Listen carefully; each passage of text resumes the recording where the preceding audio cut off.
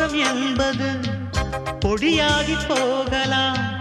பொன்னாரமே நம் காதலு பூலோகம் தாண்டி வாழலாம். ஆகாயம் என்பது இல்லாமல் போகலாம்.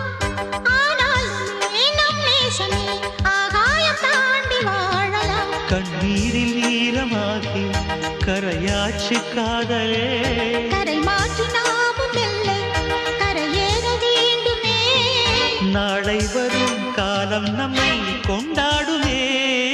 தாஜ்மஹால் தேவையில்லை அன்னமே அன்னமே, காடுமலை நதிகள் எல்லாம்